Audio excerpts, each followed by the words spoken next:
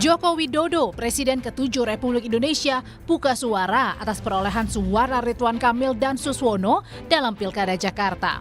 Berdasarkan hasil hitung cepat Litbang Kompas, pasangan RK Suswono memperoleh 40,02%, sementara pasangan Pramono Rano memperoleh 49,49%. Jokowi enggan menanggapi suara RK Suswono yang berdasarkan hasil hitung cepat berada di bawah Pramono Rano, walaupun pasangan Cagup Jakarta nomor urut 1 ini mendapat dukungannya dan Presiden Prabowo. Pak RK kalah nih Pak di Jakarta Pak.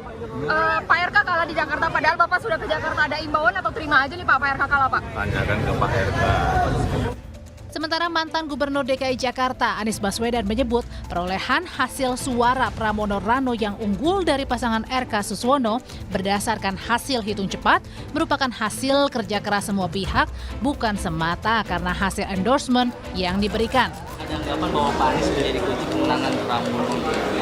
Ada banyak faktor yang bergerak dan terlibat.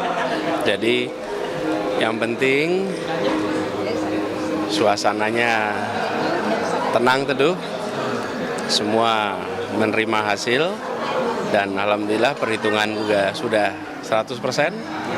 Jadi mudah-mudahan bisa langsung bersiap untuk menjalankan tugas di pemerintahan. Berdasarkan data Litbang Kompas, endorsan atau dukungan dari Prabowo, Jokowi, Anies, dan Ahok memberikan efek dalam memengaruhi pilihan warga Jakarta. Sosok Presiden ke-7 Joko Widodo sangat besar mempengaruhi pilihan warga pada paslon RK Suswono, yaitu 52,5% dan 29,8% pada paslon Pramono Rano. Hal serupa juga terjadi pada sosok Presiden Prabowo Subianto, di mana sebanyak 52,8% responden mengaku sosok Prabowo memengaruhi pilihan pada paslon RK Suswono dan 23% pada paslon Pramono Rano. Sementara sosok Anies memengaruhi pilihan warga sebanyak 19,9% pada paslon RK Suswono dan 60,3% pada paslon Pramono Rano. Sementara Direktur Eksekutif Lembaga Survei Indonesia Jayadi Hanan menegaskan endorsement atau dukungan yang diberikan tokoh nasional dalam pilkada bisa memberikan efek positif dan negatif. Dukungan Jokowi untuk RK dinilai bisa memberi dampak positif untuk soliditas pendukungan Prabowo Gibran di Pilpres kemarin. Namun dampak negatifnya hilangnya suara pendukung Anies yang dinilai kontra dengan Jokowi. Dampak positif dari dukungan Pak Jokowi itu dugaan saya adalah untuk mensolidifikasi para pemilih Prabowo Gibran kemarin di DKI. Jumlahnya sekitar 40%-an, gitu kan? Nah, tetapi pada saat yang sama ketika Pak Jokowi mengendorse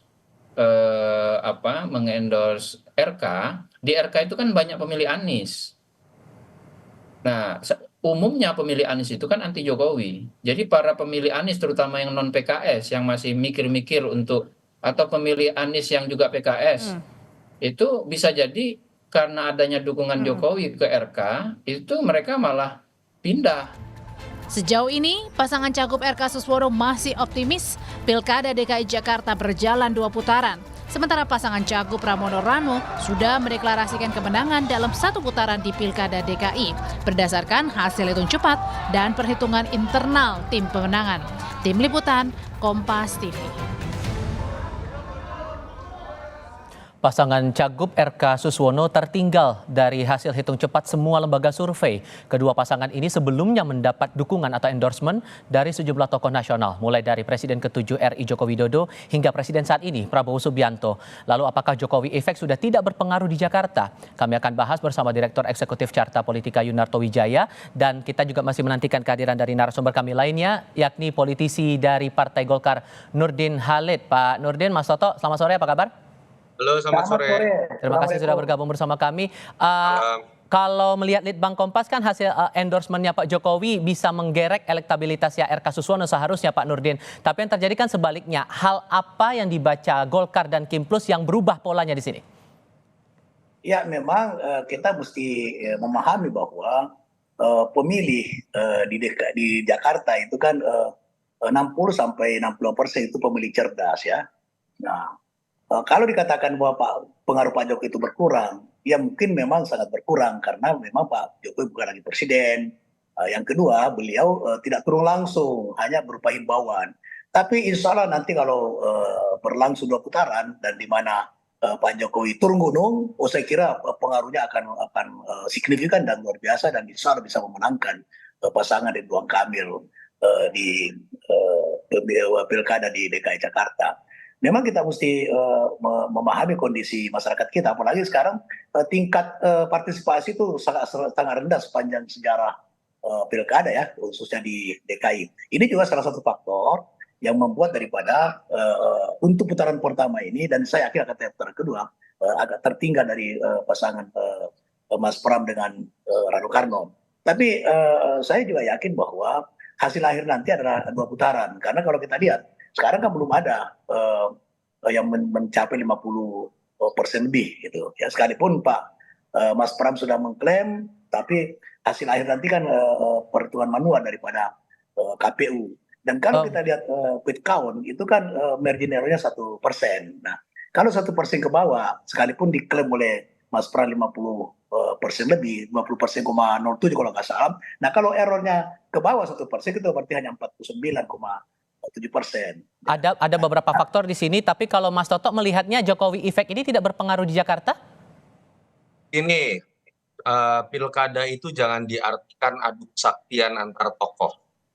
Hanya adu kesaktian antara Prabowo, Jokowi dengan Megawati. Ini mendegradasikan arti dari pilkada. Yang bertarung adalah calon-calonnya. Yang bertarung adalah tim sesnya. Yang bertarung adalah partai-partai pendukungnya. Jadi ini yang menurut saya mindset yang membuat pilkada ini menjadi semakin terdegradasi. Dan kalau kita lihat juga kalau mau menilai efek endorsement tentu saja berbeda-beda di tiap daerah. Jangan tempatkan seorang sosok itu seakan-akan seperti bintang iklan yang bisa dipakai di mana-mana. Apalagi ini adalah mantan kepala negara. Kasihan Jokowi menurut saya kalau diseret-seret kemudian menjadi seorang bintang iklan. Dibawa ke sini, dibawa ke sana, lalu kemudian nilai dari hasil pilkada ditentukan oleh seberapa kuat Pak Jokowi. Pak Jokowi akhirnya dinilai kan tidak sakti di Jakarta, tapi masih sakti di Jawa Tengah. Itu poin pertama. Yang kedua, kalaupun kita mau berbicara mengenai faktor kekuatan endorsement, tadi ketika bicara Litbang Kompas, pertanyaan itu saya ingat sekali, apakah Anda mempertimbangkan? Kalau mempertimbangkan, ditanya yang namanya sosok siapapun, pasti akan ada pengaruh yang nilainya positif. Jadi kalau saya, Carta Politika menanyakan apakah Anda akan mengikuti langsung. Dan kalau pertanyaannya seperti itu, kita uji ada 4 nama. Ada Prabowo, ada Ahok, ada Anies, ada Jokowi. Di bulan September saja ketika Jokowi masih menjadi presiden, pengaruh endorsement dari Jokowi itu jauh lebih kecil dibandingkan, atau lebih kecil lah katakanlah dibandingkan dengan ketiga nama yang saya sebutkan yang lainnya. Anies lebih besar, Ahok bahkan lebih besar, Prabowo juga jauh lebih besar. Jadi memang kalau ditanyakan apa yang terjadi kemarin, menurut saya kesalahan dari Kang Emil itu adalah terlalu menempatkan dirinya dan menghabiskan banyak waktunya itu untuk terlihat belendotan. Bahwa saya didukung Prabowo, saya didukung oleh Pak Jokowi. Padahal sejarah pertarungan pilkada DKI 2012, 2017 kalau kita lihat, yang menang itu adalah orang yang lebih banyak turun ke masyarakat. Karena hanya 267 kelurahan, 44 kecamatan. Beda dengan di Jawa Barat dan Jawa Tengah, sulit kandidat manapun untuk kemudian mendatangi semua titik-titik kampanye. Dan itu yang menyebabkan kenapa di Jakarta sosok yang dianggap di backup oleh kekuasaan malah kemudian selalu kalah. Pengalaman ketika Ahok, pengalaman ketika bicara mengenai Foke dengan Nahrawi, itu dua-duanya adalah pasangan yang dianggap backup oleh kekuasaan. Tapi ketika kemudian dilawan oleh pasangan yang lebih rajin turun, disitulah kemudian perubahan bisa terjadi. Itu yang menyebabkan kenapa 3 kali pilkada yang menang adalah kuda hitam, yang surveinya di awal-awal selalu kalah. Itu yang menurut saya sangat saya sayangkan. Saya kenal sekali dengan Kang Emil sudah sejak lama, tetapi ketika kemudian melihat Kang Emil sekarang, dia adalah Kang Emil yang berbeda energinya dengan ketika dia maju wali kota ataupun gubernur. Sekarang seperti terlihat menjadi subordinat dari kekuatan-kekuatan besar, terkesan manja. Bahkan saya sayangkan apa yang dilakukan oleh Ara Sirait di terakhir-terakhir dengan membawa isu ketika kemudian Anies mendukung, non-Muslim kemudian tidak akan memilih lagi dan pemilih berkurang. buat saya itu blunder terbesar yang akhirnya membebani Ridwan Kamil di masa-masa terakhir. Tapi Pak Nurdin ada juga pandangan begini membandingkan antara posisi Pak Jokowi mendukung RK dengan posisi Pak Jokowi mendukung paslon di Pilgub Jawa Tengah yang membuat akhirnya kondisinya jadi berbeda di sini. Jadi ada kesan bahwa Pak Jokowi tidak all out mendukung pasangan Ridho. Benar pandangan itu? Tidak seperti itu ya. Saya sependapat dengan Bu Toto tadi bahwa yang bertarung di sini adalah Kang Emil dengan pasangannya, dengan Mas Pram dengan pasangannya. Itu betul. Persoalan ada pengaruh tokoh itu pasti ada pengaruh. Tetapi apakah signifikan? Itu belum tentu. Apakah ikut menentukan? Belum tentu juga. Tetapi kemudian dia membantu pemenangan, iya. Pengaruh tokoh itu hanya dalam konteks dia membantu. Ada dua instrumen yang perlu kita paham dalam pemenangan sebuah pilkada. Yaitu yang pertama adalah instrumen partai. Nah, apakah instrumen partai di mana Kang Emil ini itu adalah didukung oleh 7 partai di Koalisi Indonesia Maju, lebih dari 7 partai. Nah, ini apakah ini solid? Nah, menurut saya ya, kebetulan saya sudah tidak ikut lagi aktif di DPP untuk pemenangan itu. Menurut saya bahwa instrumen partai ini tidak bergerak sebagaimana mestinya. Yang kedua, instrumen relawan itu. Nah, dua instrumen itu sebenarnya yang paling signifikan untuk menangkan. Jadi saya setuju sekali dengan Bu Toto bahwa kita jangan menyeret-nyeret Pak Jokowi. Pak Jokowi itu berbeda ketika dia jadi presiden dan sudah tidak menjadi presiden. Kalau pengaruh Pak Prabowo itu pasti banyak pengaruhnya. Tapi kemudian itu tidak semata-mata bahwa pengaruh Pak Prabowo sebagai presiden sekarang ini itu yang menentukan, tetap calonnya itulah yang sangat menentukan. Muncul lagi pandangan bahwa partai Kim dari Kim Plus juga tidak solid mendukung pasangan RK. Benar juga tanggapan itu, Pak? Bagaimana? Gimana menanggapi kalau ada pandangan Kim Plus tidak solid mendukung pasangan RK walaupun kemudian endorsement itu sudah ada? Solid pendukung, tapi instrumen partai ini tidak, struktur partai ini bukan tidak solid, tapi tidak maksimal di dalam memenangkan ini. Nah, coba kita lihat, apakah semua ketua umum partai bersama seluruh timnya itu turun melakukan kampanye? Kan tidak, itu. Ya. Apakah semua di Kim itu semua ketua umum partai, semua instrumen partai sampai ke tingkat bawah, di tingkat kelurahan itu turun mereka dalam kesadaran mengkampanyekan dari Pak Prabowo? Saya kira tidak gitu. Ini saya maksud solidnya Kim itu mendukung ya, tetapi kemudian di dalam proses pemenangan itu tidak maksimal menurut saya. Tapi saya yakin bahwa 2 putaran terjadi akan pasti Kim ini solid dan itu akan all out ya, daripada instrumen partai maupun instrumen lawan untuk memenangkan itu. Termasuk daripada anggota DPR RI, fraksi seluruh fraksi partai pendukung daripada Kang Emil itu akan turun ya, all out betul itu untuk memenangkan putaran kedua ini insyaallah. Singkat saja Mas Toto dengan pertanyaan yang sama, apakah Pak Jokowi tidak all out mendukung Ridho dan begitu juga dengan Kim Plus? Tahu saya Pak Jokowi sampai datang ke kafe, sampai mengeluarkan kalimat secara eksplisit menyatakan dukungannya. Jadi menurut saya mungkin saja all out. Tetapi balik lagi, Jakarta ini jangan kemudian dianggap pemilihnya itu adalah pemilih yang bisa disuruh-suruh.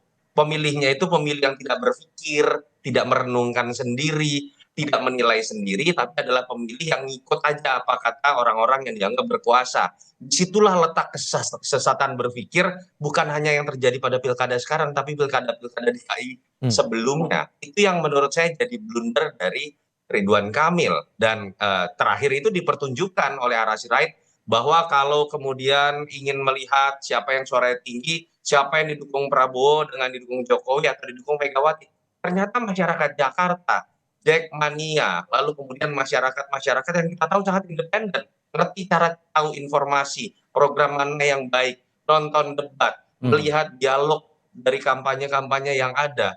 Pada titik itulah menurut saya Ridwan Kamil berbeda dengan apa yang kita lihat di Jawa Barat dan kemudian di Wali Kota Bandung, dan itulah yang menjadi penyebab. Jadi menurut saya lebih baik introspeksi diri. Ketika berbicara mengenai kemungkinan 1 atau 2 putaran pun, tim tes Ridwan Kamil harus sadar loh.